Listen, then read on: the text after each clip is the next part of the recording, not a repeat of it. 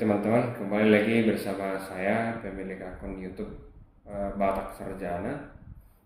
Ini adalah video lanjutan dari yang sebelumnya saya upload, di mana ini masih bab resistor, induktor, dan kapasitor seri pelajaran kelas 12 SMA.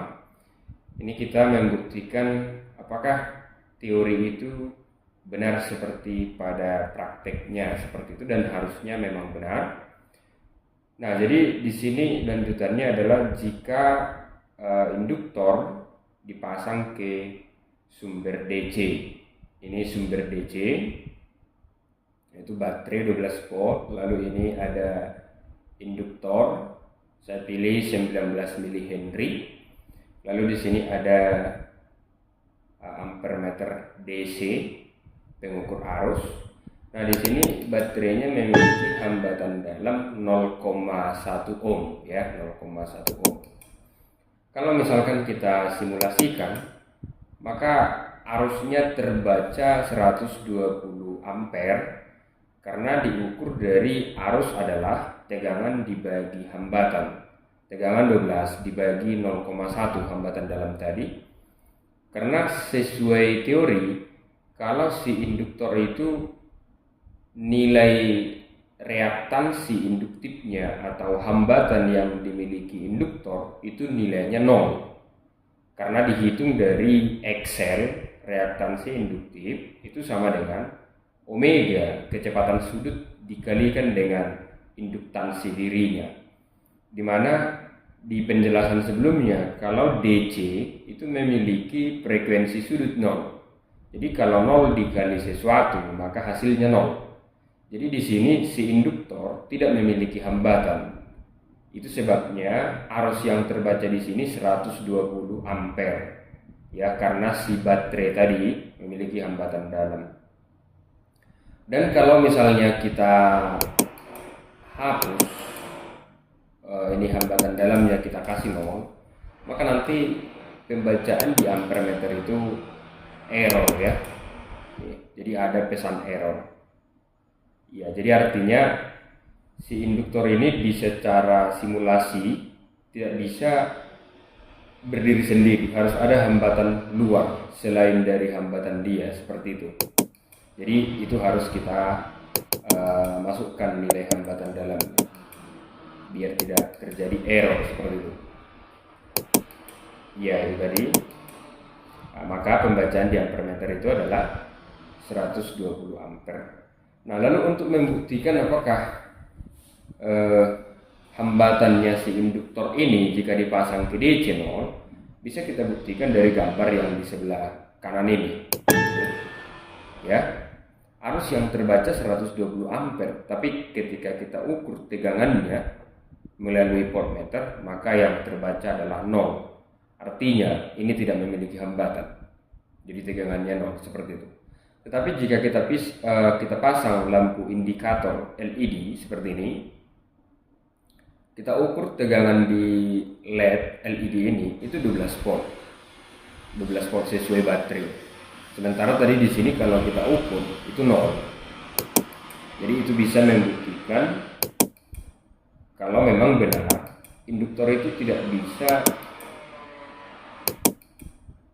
misalnya ini kita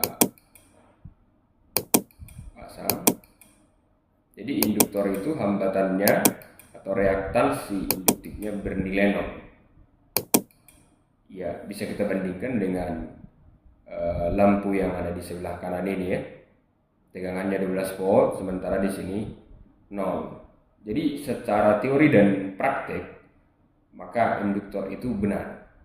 Di mana secara teori induktor tidak memiliki reaktansi induktif atau hambatan, karena tadi DC itu kecepatan sudutnya bernilai 0, karena reaktansi induktif dihitung dengan cara kecepatan sudut dikalikan dengan induktansi diri. Ya, seperti itu kira-kira ya teman-teman. Nah, lalu bagaimana kalau si induktor ini kita pasang ke sumber AC? Nah, di sini sumber AC itu itu sesuai dengan penjelasan di sebelumnya bahwa nilai tegangannya itu berubah secara periodik dan merupakan gelombang sinusoidal. Itu sebabnya lambangnya itu berbentuk gelombang sinus. Nah, sesuai teori bahwa dikatakan ketika sumber AC kita ukur dengan alat ukur, katakan saja ampermeter ataupun voltmeter, maka nilai yang terbaca itu adalah nilai efektifnya. Nah, di mana nilai efektif itu dihitung dengan cara tegangan maksimum dibagi dengan akar 2. Itu sebabnya di sini sumber AC-nya saya pilih amplitudo atau tegangan maksimumnya di 16,97 frekuensi 50 Hz. Bertujuan agar nanti nilai yang terukur di alat ukur adalah nilai efektif. Ya, seperti itu kira-kira. Nah, kalau misalnya langsung kita jalankan karena kebetulan gambarnya sudah saya buat, maka hasilnya akan seperti itu teman-teman. Nah, tadi induktor yang kita gunakan itu adalah induktor 19 mH. Bertujuan agar nilai reaktansi induktifnya ketika dipasang ke sumber AC itu 6 ohm. Reaktansi induktifnya 6 ohm. Lalu kita serikan dengan resistor 8 ohm. Jadi nanti hambatan total atau yang disebut dengan istilah impedansi dihitung dengan cara akar dari XL kuadrat ditambah R kuadrat atau R kuadrat ditambah XL kuadrat. Jadi 8 kuadrat ditambah 6 kuadrat hasilnya akan 10. Jadi hambatan totalnya ini adalah 10. Itu sebabnya arus yang terbaca di sini 1,2. Karena arus dihitung dengan cara tegangan dibagi dengan hambatan total. Jadi 12, karena tadi ini kita setel menjadi 12 dibagi dengan 10 hasilnya 1,2 ampere. Tetapi ketika kita ukur berapa tegangan di induktor, nilainya sekitar 7,18. Harusnya 7,2. Dari mana 7,2? 6 ohm dikali 1,2. Harusnya 7,2.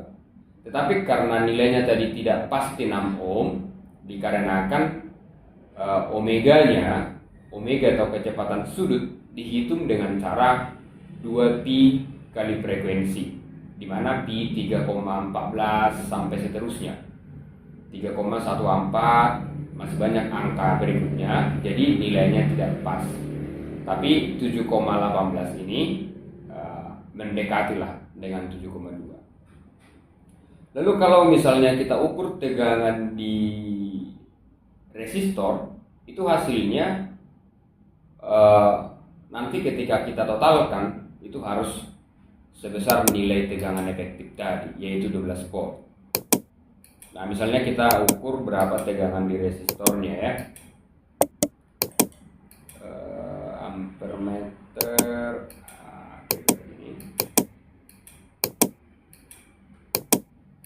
penggunaan voltmeter itu harus paralel dengan apa yang kita ukur ya, begitu.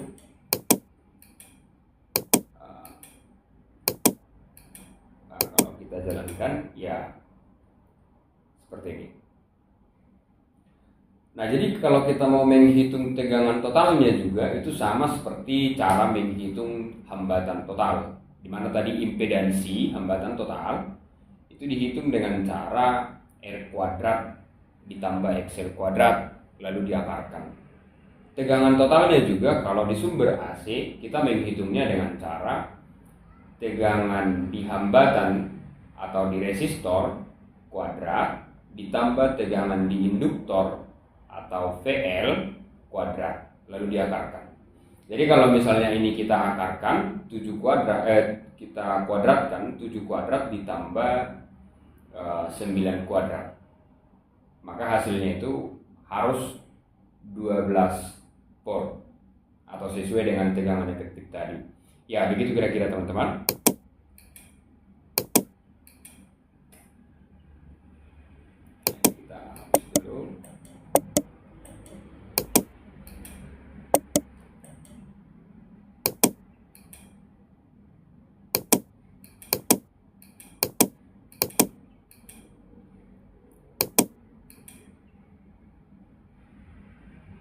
Oke, lalu kalau misalnya kita menggunakan osiloskop, di mana osiloskop ini sebenarnya bisa mengukur arus juga dan tegangan, tetapi itu menggunakan atau nanti membaca gelombang. Jadi kalau misalnya kita ukur, karena ini tadi adalah DC, kita pasang ya pin atau kaki bagian A dari osiloskop ke DC, lalu kita pasang kaki bagian B ke AC, maka nanti jelas perbedaannya kalau DC itu tidak memiliki frekuensi sudut, sehingga nanti grafik yang tampil di layar itu tidak ada. Sedangkan karena AC adalah sinusoidal, maka nanti grafik yang tampil di layar osiloskop itu berbentuk gelombang sinus. Ya, kira-kira seperti ini. Ya, tadi yang kuning itu adalah ke DC, jadi bentuknya seperti ini. Tapi yang B atau yang biru ke AC, maka tampil gelombang sinus. Jadi begitu kira-kira teman-teman penjelasan dari saya, pemilik akun YouTube Batak Sarjana, tentang perbedaan induktor ketika dipasang ke sumber DC maupun sumber AC. Jadi berbeda. Tidak seperti resistor, di mana secara teori dikatakan resistor itu baik dia di sumber DC ataupun AC sifatnya sama. Nah, sedangkan induktor tidak. Jadi sifatnya berbeda. Kalau tadi dipasang ke sumber DC, maka reaktansi induktifnya bernilai 0. Nilai 0 artinya arus bebas aja lewat ya. Jadi arus itu lewat saja karena hambatannya 0, tidak ada hambatan sama sekali. Tetapi ketika dipasang ke sumber AC, dia memiliki hambatan. Bisa kita lihat di sini arus yang terukur itu 120, ini 1,2. Jadi memang berbeda ya, berbeda karena si induktor tadi memiliki hambatan ketika dipasang ke sumber AC. Ya, seperti itu penjelasan dari saya. Semoga videonya bermanfaat bagi teman-teman yang sedang belajar RLC juga, terutama bagi adik-adik saya kelas 12 SMA. Terima kasih.